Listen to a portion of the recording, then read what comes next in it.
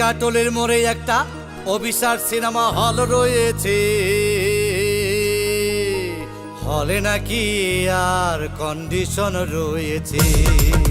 আরে হলে নাকি আর কন্ডিশন রয়েছে, আরে টিকাটলের মোড়ে একটা হল রয়েছে, হলে নাকি আর কন্ডিশন রয়েছে।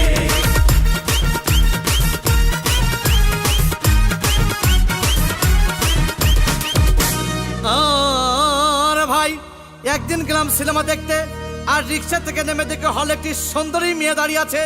প্রাকের 10 টাকার টিকিট 20 টাকা দিয়ে কিনে নিয়ে কোনো রকম ভিতরে বসলাম। হঠাৎ দেখি পাশে চেয়ারে সেই মেয়েটি আমার পাশেই বসেছে। আরে হলে নাকি আর কন্ডিশন রয়েছে, আরে টিকাটলের মোড়ে একটা হল রয়েছে, হলে নাকি আর কন্ডিশন রয়েছে।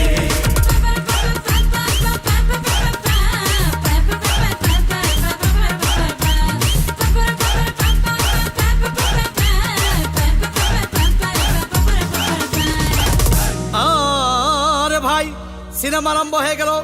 রাজ্জাক সাবান যখন প্রেমে হাবুডুবু খাচ্ছিল, তখন আমার বুকের ভিতর ধূপধাপ শুরু হয়ে গেল।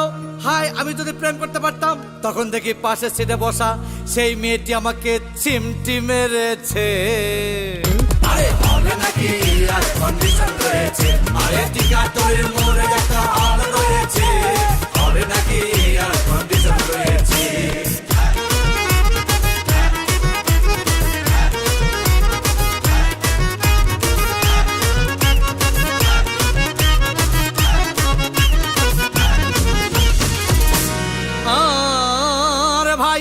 সিনেমা অ্যাকশন তখন চরম।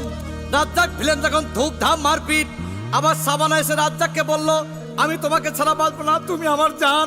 তখন পাশে সিটে বসা সেই মেয়েটি আমাকে ধাক্কা মেরেছে।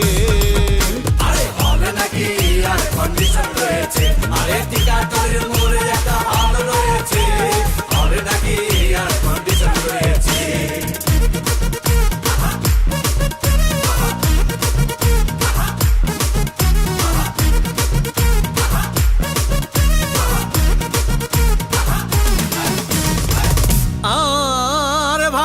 সিনেমা শেষ হয়ে গেল।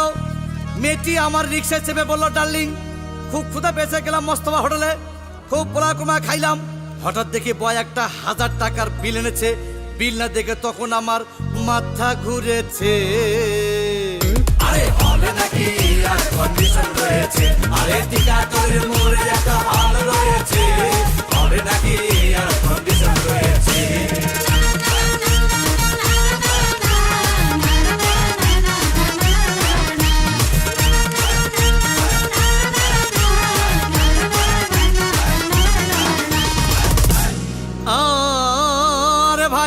খাওয়া দাওয়া শেষ। মেয়েটি মিষ্টি হেসে বলল, ডার্লিং আজকের মতো চলে যাই বলে চলে গেল। আমি বাড়ি এসে রিক্সা থেকে নেমে রিক্সা ভাড়া দিতে গিয়ে দেখি মেয়েটি আমার পকেট মেরে চলে গিয়েছে। আরে হবে নাকি আর কন্ডিশন রয়েছে, আরে টিকাটলের মোড়ে একটা হল রয়েছে।